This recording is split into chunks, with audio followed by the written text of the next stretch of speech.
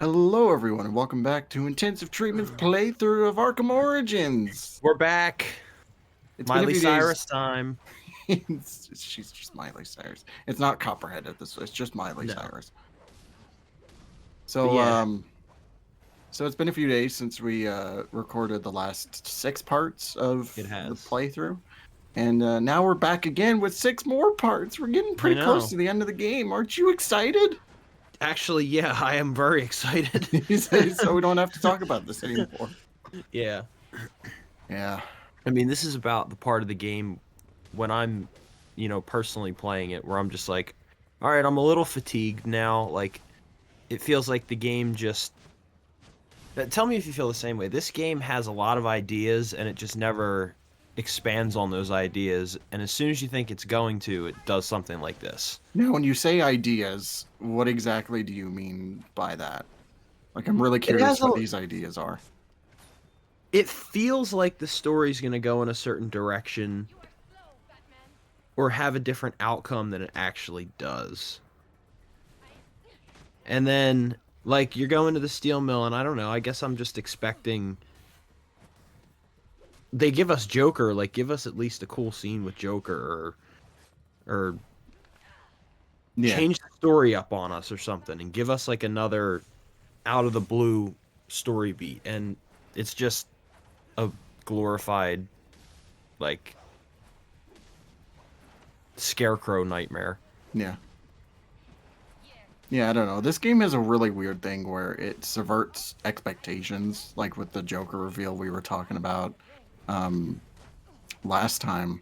And then when you actually see that reveal, you can basically guess how the rest of the game is supposed to, the rest of the plot. Like, it becomes very, like, predictable in a Yeah. lot of ways. But this, though, it's just like when we're fighting Miley Cyrus here, we're gonna we're coming at her like a wrecking ball, and Yep. like, you're right. It just, like, you see, like, you think it's like, oh, it's gonna be a really cool boss fight, and it's like, okay, no, it's just it's the Ra's al Ghul fight again, and It's Ra's with al a Ghul fight with some scarecrow elements. and Mad Hatter Oh, I too, always I thought. guess, a little bit. Actually, you know what? Probably more Mad Hatter than Scarecrow. That's a Ra's al Ghul like Yeah, bit that right is. there. That's just the Yeah. rush. Like, again, we talked about this when we were doing the Deathstroke boss, but this game just just rips out ideas from the other games, and it feels recycled in like the worst way possible. Yeah. I mean, for a game that's lauded with having quote unquote the best boss fights, it has some of the worst boss fights I've ever played in these games. This one's one of them. This boss fight is awful. Deadshot's for me. Deadshot's awful. Yeah. Deadshot's pretty bad, mainly because it's just a stealth section again. And not even a very good one. No. So, I don't. And like Mad Hatter is the only case where I can be like, technically it's not a boss fight, but at least you get cool visuals with Wonderland. But then again, it's just Scarecrow from Arkham Asylum.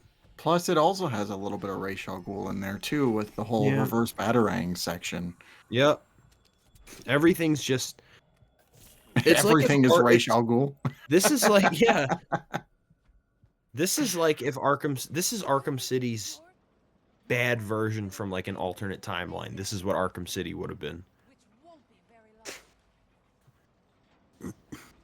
Now, say if this was like, I don't know. I was thinking about this last night while I was putting these together. Imagine the alternate reality where this was the first Arkham game. Like, would we like?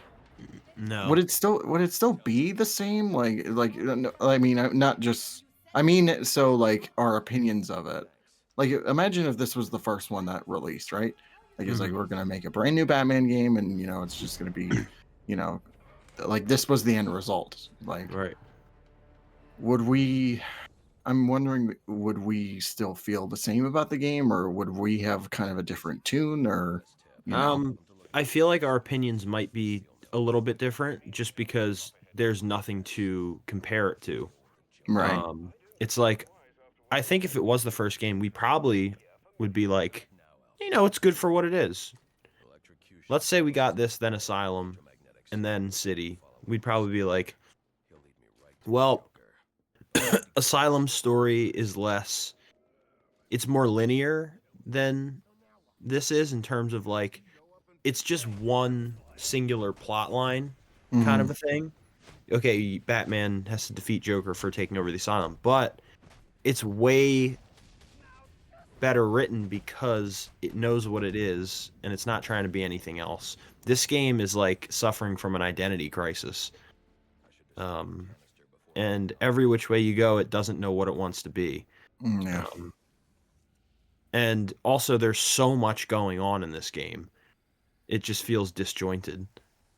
And because there's so much going on too, it's like I don't think the developers knew what they were doing in terms of writing wise. They were just like, okay, we have to shove as much Arkham lore in here as possible.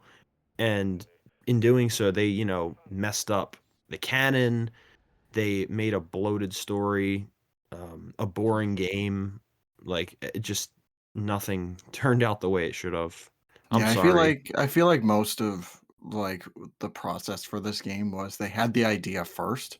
It's like, okay, we're Right. gonna make we want to make a prequel game, and it's gonna be Christmas Eve, and Batman's fighting eight assassins because Black Mask put a bounty on. Like that was the start of it, and then they Right. had to work everything in, and it just like they either fucked up and like they were like trying to like be like, oh, let's do this, and I feel like the initial plan really changed Yeah. a bunch. And then what we got was just this. Right. So bad. So Yeah. yeah, because this game doesn't have the same like it doesn't have the same presence as something like, let's say, like Metal Gear Solid 3 Snake Eater, or Yeah. that also was a prequel game, and they were messing around with the canon that was already established in the other Metal Gear games. Yeah. But it did it way better. And that was a Yeah. PlayStation 2 game from, I think, 2004 or something. So, Yeah. I mean, this game had a lot of chances to be the best Arkham game, I think. They could have made an interesting story with a young Batman while, honoring the lore that was already set in place by the first two games. mhm, And all they had to do was do their homework a little more. Like, that's all they had to do. And there really isn't much homework to be had anyway because everything's kind of laid out for you in the other two games. The timeline's pretty self-explanatory, and you know there's not really much wiggle room because we know when certain stuff happens, and what characters should and shouldn't be around. yeah. I But think the thing that kills this, like talking about the timeline, is the 5-year gap between this and Asylum. That really hurt it. And yeah, thankfully, Arkham Knight, as many problems as that game had, they realized, yeah, 5 years later, it doesn't really work with the confines of Asylum. Um, right. so they jumped it up to 10 years, which still isn't the best. No, but definitely works better than 5. Yeah. But also it might have just been like the circumstances at the time because this was right after the new 52 had launched, and that Yeah. one, like, I think that also that timeline's weird where it's just like that also had like maybe a 5-year gap for like all these robins and shit to start Hmm. popping up and whatnot. Right. So that doesn't work. Right. But yeah, in the case of Arkham, where it's its own thing, and it's like we're gonna make a prequel game, establishing why Batman is the way he is, why Joker's the way he is. The fact that the 5 years was even an idea is just kind of insulting. Yeah. But It's crazy. yeah.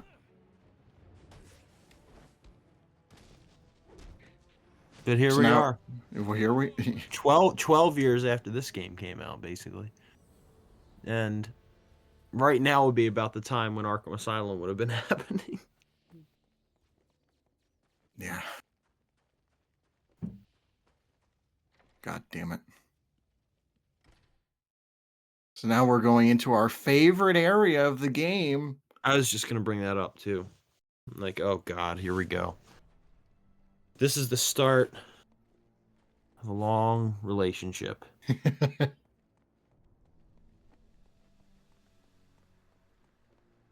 We're gonna have so much fun here. It's going to be nuts. So this was one of the first areas that was shown at E3, I remember. Like one of the first Yeah. trailers they showed off was they showed off a little bit of the open world. They also showed off a little bit of like the most wanted, or no, not the most wanted, the crime in progress stuff. And then they ended it in the hotel with like one stealth section and then the cutscene with Joker. Mm-hmm. I wish it was still that. Hey, I know.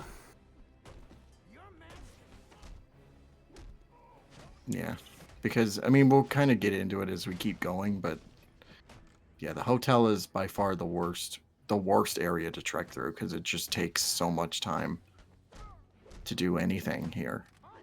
Yeah. It's just another section of the game that feels drawn out for nothing.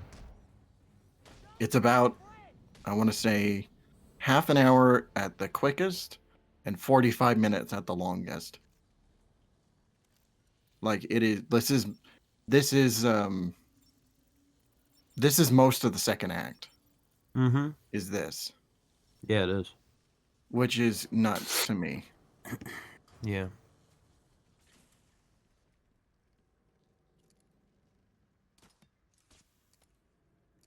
Yeah. It's I don't have any words. I'm just so stunned.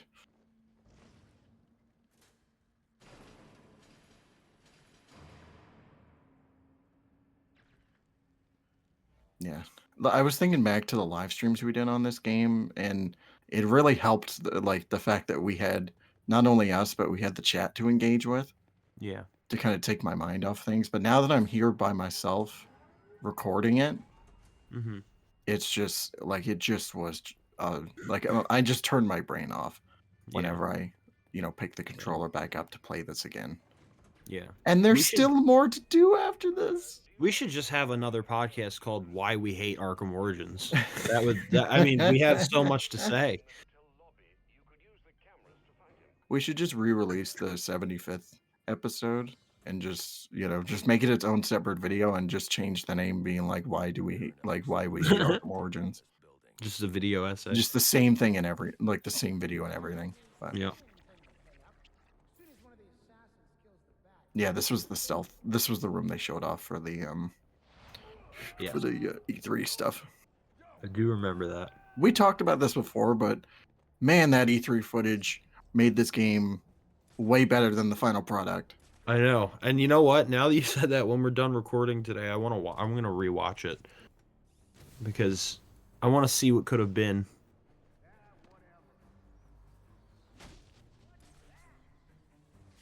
What's that? What?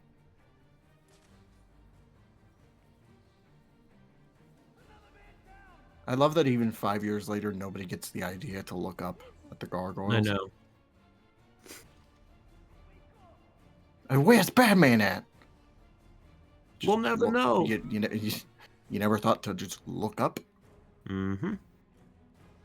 Idiots. Man down. Man down. Even Joker's just like, he's on the fucking gargoyles. Look on the fucking gargoyles.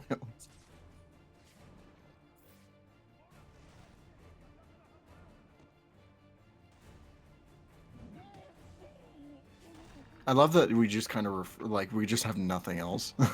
No commentary, nothing. It's just like this is why this room sucks. This is what, yeah. It's like, what do we do here? Well, that's the one cool thing about the remote claw is you can do that. I guess that's a cool thing. Man, right. Those jammer guys, what dicks, right? I know. Damn, look, he slid down those stairs. I love when that happens. It's funny. All right, Oh. guys. He's getting the last guy. Oh, I hate when that happens. Motherfucker. Hiding behind boxes. What the fuck is wrong with you? And So yeah, here's we'll get yeah, here's that's the end. the end. That's the game, guys. Thank you so much for watching this Penitentiary playthrough. We will see you all in whatever we do next, which won't be Arkham Origins. Bye guys.